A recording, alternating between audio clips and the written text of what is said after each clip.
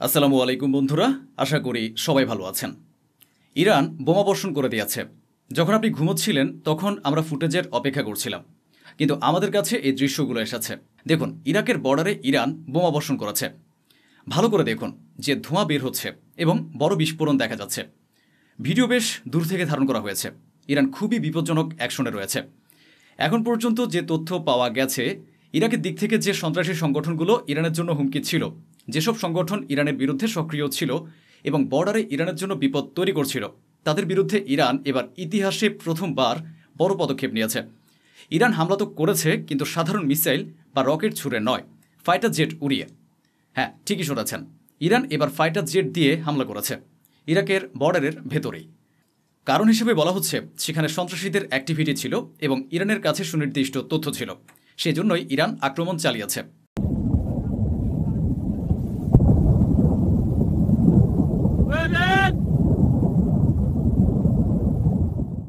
স্বাভাবিকভাবে এরপর ইরাক রেগে যাবে।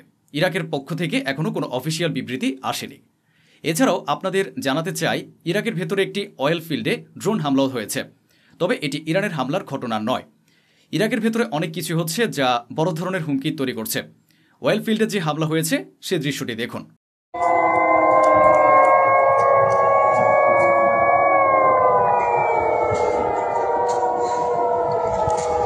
সেই সাথে ইরান প্রসঙ্গে আরও একটি অতিরিক্ত ব্রেকিং নিউজ।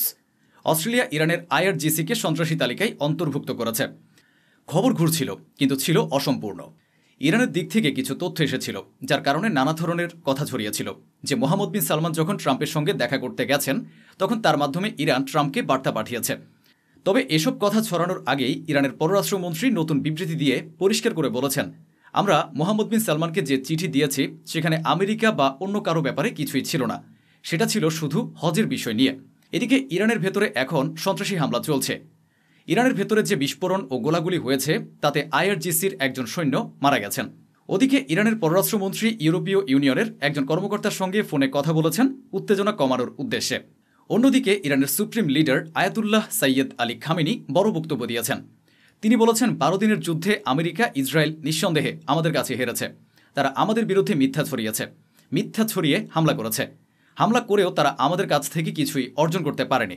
البته شایعاتی درست میکنن که ایران، دولت ایران به واسطه فلان کشور پیغام فرستاده به آمریکا. دروغ محض که چنین چیزی حتما وجود نداشت و آمریکایی ها به دوستان خودشون هم خیانت میکنن، یعنی کسانی که دوستان اونها هستن। সুপ্রিম লিডার আরও বলেন, এটা নয় যে আমাদের কোনো ক্ষতি হয়নি। 12 দিনের যুদ্ধে আমাদেরও ক্ষতি হয়েছে, কিন্তু হামলাকারীদের সামরিক ক্ষতি অনেক বেশি হয়েছে। তাদের ক্ষতি অত্যন্ত বেশি। আজ সারা বিশ্বে ইসরায়েল এমন একটি সত্ত্বে পরিণত হয়েছে যাকে পুরো পৃথিবী সবচেয়ে বেশি ঘৃণা করে। সবচেয়ে মজার কথা তো সুপ্রিম লিডার এখানেই বলেছেন। তিনি বলেন, এটা মিথ্যা ছড়ানো হচ্ছে যে আমরা আমেরিকাকে কোনো বার্তা পাঠিয়েছি, আমরা নাকি আলোচনা করতে চাই। এসব সম্পূর্ণ মিথ্যা। সুপ্রিম লিডার পরিষ্কার করে জানিয়ে দিয়েছেন, আমরা আমেরিকার সঙ্গে কোনো আলোচনা করতে চাই না, আমেরিকা আলোচনার যোগ্যই নয়। এরপর ডোনাল্ড ট্রাম্পের একটি বিবৃতি আসে। এক বিবৃতিতে তিনি বলেন, ইরানে হামলার পর যে পাইলট আক্রমণ চালিয়েছে সে নাকি খুব এনজয় করেছে। তিনি বলেন, আমরা প্রচুর পরিমাণে B-2 বোম্বার, পারমাণবিক বোম্বার এবং আরও ভারী অস্ত্র অর্ডার করেছি। And I want to thank those pilots and all of the mechanics and all of the people that serviced and worked on the B-2 bombers. We just ordered a lot more of them, and the reason we did is they were totally incredible, totally invisible. They were stealth. Nobody saw them. They knew they were coming, but they couldn't see them. ওদিকে ইরানের প্রতিরক্ষা মন্ত্রী ঘোষণা করেছেন, আগের চেয়ে আরও বেশি প্রস্তুত আমরা শত্রুকে জবাব দিতে। جنگ 12 روزه نشون دادیم که چه قدرتی برخورداریم و شاید همه قدرتمون رو نشون ندادیم، ولی اگر تحولاتی هم باشه، تحرکاتی هم باشه। এদিকে 12 দিনের যুদ্ধের একটি সিসিটিভি ফুটেজ প্রকাশ করেছে ইরান। ইরান সরকারিভাবে জানিয়েছে, আমরা আমাদের বেসের মানুষদের আগেই বলে দিয়েছিলাম যে মিসাইল আসছে, আপনারা বেস খালি করুন, কিন্তু আমাদের সাহসী মানুষরা সেই জায়গা খালি করেননি। দেখুন, এই সিসিটিভি ফুটেজে আপনি দেখতে পাচ্ছেন যে গুরুতর আলোচনা চলছে, সিনিয়র কর্মকর্তাদের নির্দেশনা চলছে, তারপরও বেস খালি করা হয়নি। পালানোর বদলে মৃত্যুকেই তারা উত্তম মনে করেছে। ওদিকে তুরস্ক ঘোষণা করেছে, রিসেপ তাইয়েপ এরদোয়ান প্রায় $6 বিলিয়ন ফান্ড অনুমোদন করেছেন। সিরিয়ার ভেতরে ইসরায়েল ও তুরস্ক প্রায় সংঘর্ষের অবস্থানে পৌঁছে গিয়েছিল এবং প্রতিদিনই এই দুই দেশের মাঝে কথার লড়াই দেখা যাচ্ছিল। এমন পরিস্থিতিতে তুরস্ক তার অস্তিত্ব নিয়ে চিন্তিত। ভবিষ্যতে হঠাৎ কিছু ঘটে গেলে বা ইসরায়েল তুরস্কে হামলা চালিয়ে দিলে কি হবে? সাম্প্রতিক কিছুদিন আগের খবর এসেছিল যে সিরিয়ার আকাশে ইসরায়েলের ফাইটার জেট দেখা গেছে, আর সিরিয়ার সীমান্ত তুরস্কের সঙ্গে যুক্ত। রিপোর্ট আপনার স্ক্রিনে আছে। তুরস্কের প্রেসিডেন্ট প্রতিরক্ষা কোম্পানিগুলোর জন্য $6 বিলিয়ন বেশি মূল্যের প্যাকেজ অনুমোদন করেছেন। বলা হচ্ছে এই অর্থ দিয়ে তুরস্ক ইসরায়েলের আয়রন ডোমের মতো নিজস্ব স্টিল ডোম ডিফেন্স সিস্টেম তৈরি করবে, যা তুরস্কের নিরাপত্তার জন্য ব্যবহৃত হবে।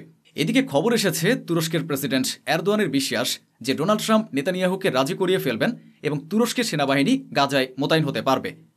অন্যদিকে ইতালি নিয়ে অত্যন্ত গুরুত্বপূর্ণ তথ্য আছে।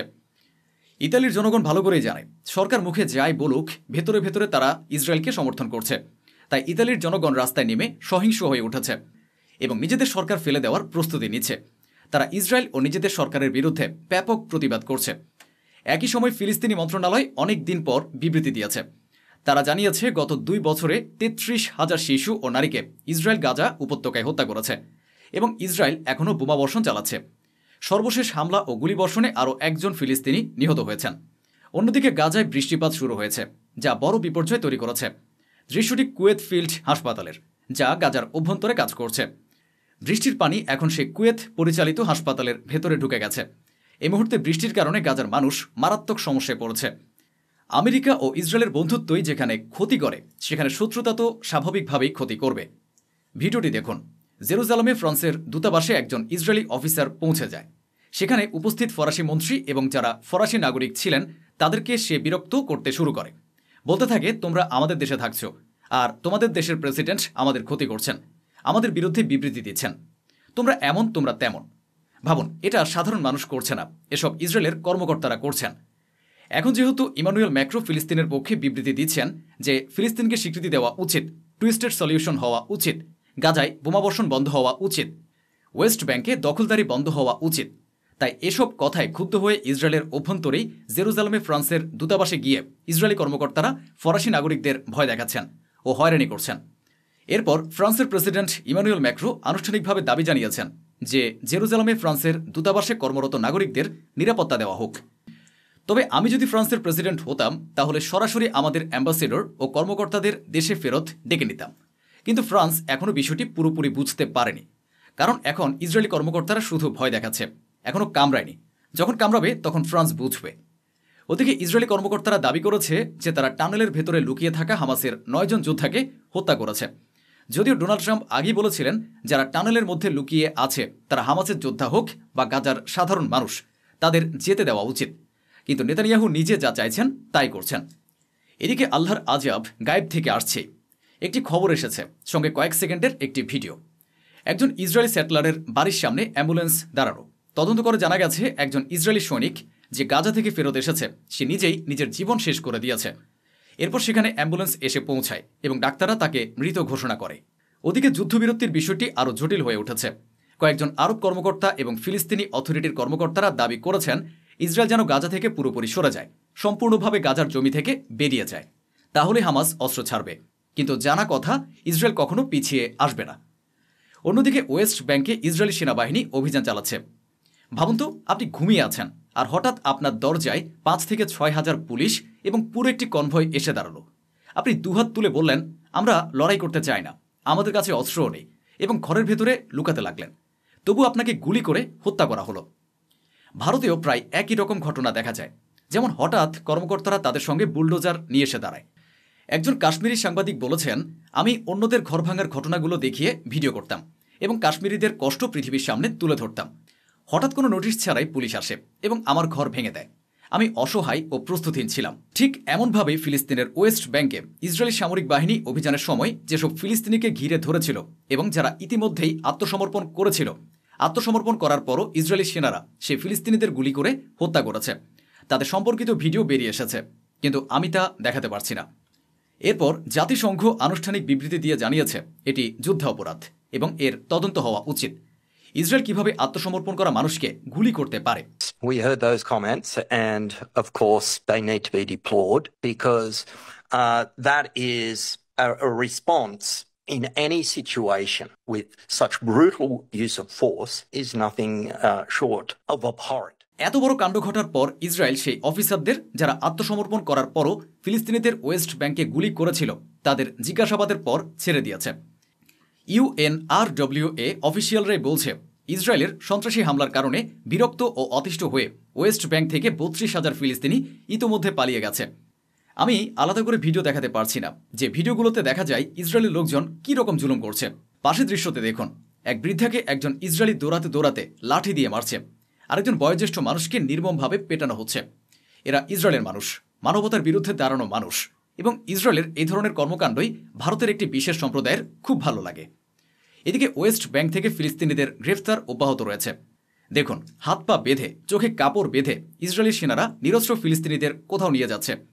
কোথায় নিয়ে যাচ্ছে, কোথায় হত্যা করবে, কারো জানা নেই। তো বন্ধুরা, এই ছিল আজকের আয়োজন, যা স্বচ্ছভাবে আপনাদের সামনে তুলে ধরা হলো। আশা করি আমাদের এই প্রচেষ্টা আপনাদের ভালো লেগেছে। অসংখ্য ধন্যবাদ। সুস্থ থাকুন, ভালো থাকুন।